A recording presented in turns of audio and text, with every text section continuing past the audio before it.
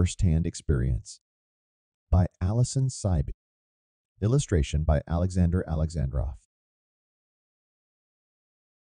Oh, Chirped Barsala, folding her goggles down over her eyes. She peered at the man's leg, an image of the limb's internal circuitry magnifying in her goggles lens. the quality on your inner gyros is excellent. Liquid carbide receptors? Can I see? Asked Keskudai. With a soft clicking of his mandibles, he leaned over to get a closer look. Chick, look. See the pistons. Look at the little energy regulators, aren't they pretty? Raising one hand, Barsala waved at the Shirin. Kes, please, hun, you're in my light. But you can see the problem, right? Asked Amril.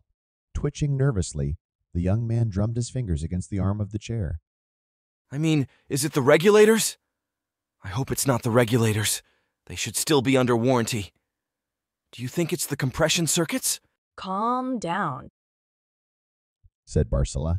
The words felt hollow in the face of her own burgeoning excitement. It'll be. Abruptly, his leg kicked. Trembling abruptly, the servos within whirred energetically. Look! Yelped Amril, the Lashunta's antenna shivering. It's doing it again! Fascinating. Kes, could you hand me the capacitor over there? Inhaling, Amril turned his eyes toward the ceiling of Barsala's laboratory. I knew I shouldn't have got it cut rate.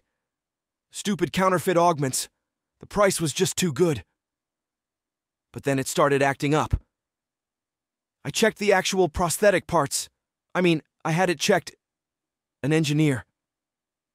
One of the mechanics down at the junk races said it's fine. They're right. Commented Barsala, carefully separating two metal plates with two of her hands while magnifying her lenses with another. In as far as the hardware is in working order. Whatever the problem is, it's with the. Kes, please, you're in my light again. It's with the software. Another juddering tremor flew through Amril's leg. He leaned up in the chair excitedly. I knew it. I knew you'd be able to figure it out. The moment I saw your vids, I knew Dr. B was the right person for the job. What are you going to do? Did you hear that, Chick? Our friend Barsala's an expert. I am hardly an expert on this particular subject, Chick, but. She slid a glove free from her low left hand, exposing the chrome fingers beneath. I do have some personal experience with cybernetic prosthetics. Flexing her fingers, she slid back a thumb-sized port on the back of her palm. Rudimentary system scan. She explained. My prosthetic has a proprietary Helix computing interface. I'll log into your software, give it a quick scan, and check the integration files to your wetware. Glancing up at Keskudai, Amril asked. What does that mean? The Shirin gave a soft shrug, his multifaceted insectile eyes seeming to widen in wonder. Carefully, Barsala unwound a small connector cable from one of her many pockets, sliding one end into the port on her hand. Don't worry, it'll be fine. I'll go for a manual interface, so it'll be more secure. Your internal firewall's up to date?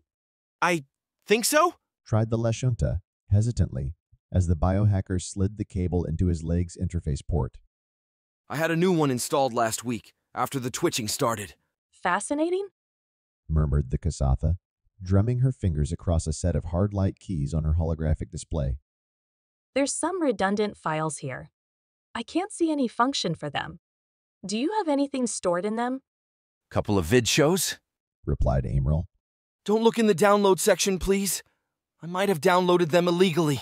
With a few more taps from her three non-interfaced hands, Barsala announced. Scanning now.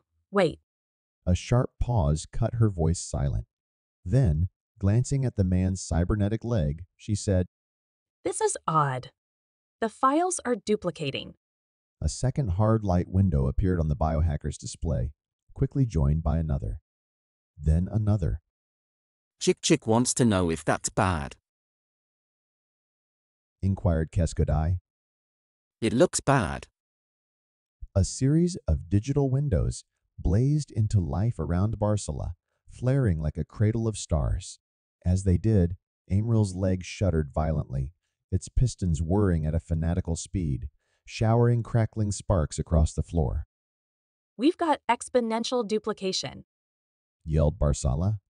These aren't redundant files. Someone's using them as a backdoor. Kes, quick.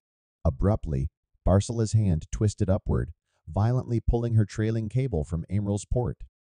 The biohacker gave a sharp yelp as her cybernetic fingers tensed into claws and turned toward her. Violently, her rogue hand lashed out, clawing and swiping at her face. This is exciting. Chittered Keskodai. I knew this would be a thrilling field trip. Do you need one of the inhibitors? He asked nonchalantly, scanning a wide array which hung from the wall. The blue one. Called Barsala, latching two free hands around her rebellious prosthetic. Her cybernetic hand continued to flail, lashing out with her fingertips. She staggered back, wrestling frantically with her hand. Quickly, Keskodai scooped up a sturdy metal cylinder marked with a blue label and hurled it over to the biohacker. Catching it deftly with her last free hand, Barsala wrestled her cybernetic hand down onto a cluttered workbench with the other two, scattering small vials and tubes.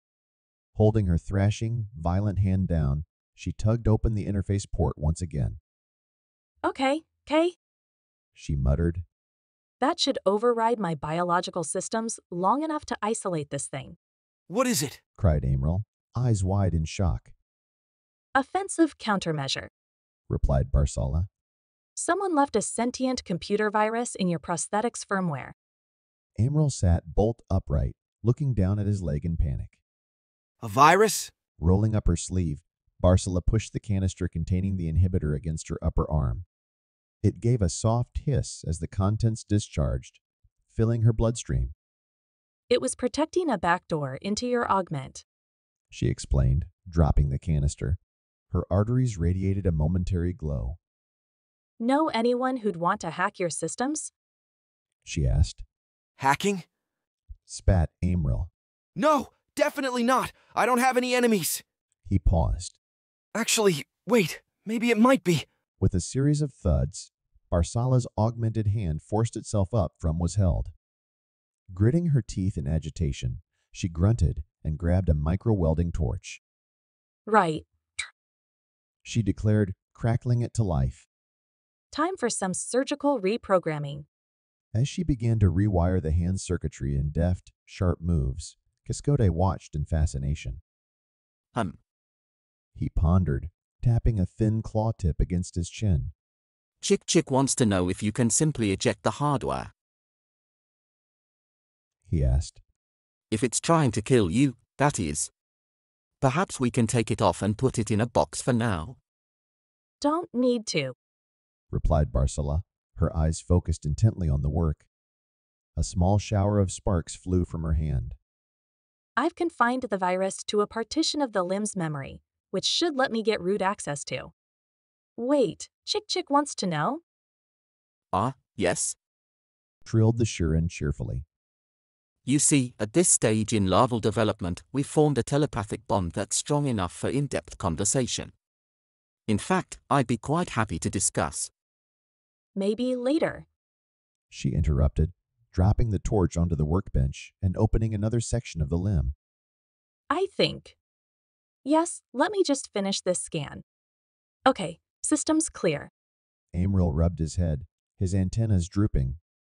Is that it? He asked. The virus is gone? The biohacker slowly let go of her hand and bent each finger to test her control of her prosthetic, looking carefully for signs of any malicious intent. For a few moments, she held her breath. Then, slowly, she gave a sigh of relief. Scan's clear. She said. Virus is gone. I've kept a log of if you want to watch it. In either case, your leg should be fine now. Whirling around to face her, Amriel rubbed his eyes. That's amazing, He muttered. Thank you. Thank you so much. It feels a lot better. Flexing her fingers once more, Barsala reached into her pocket to recover her surgical glove. We'll still need to find out who hacked the limb. she announced. You're quite sure you don't have any enemies? Clapping his hands together, Amril inhaled. Well, maybe that wasn't quite true. You see? A heavy thud echoed through the laboratory. Somewhere in the distance, the ever-present hum of the power systems fell abruptly silent.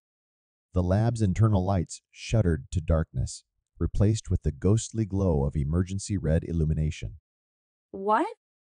Snapped the biohacker, Okay, admitted Amril. so I didn't want to mention it, but I'm part of a group of hackers. Keskadai held up a hand. Don't want to interrupt, He said, but I can sense 6 minds moving towards us. They seem hostile. Friends of yours? No! yelled Amril, glancing around the room.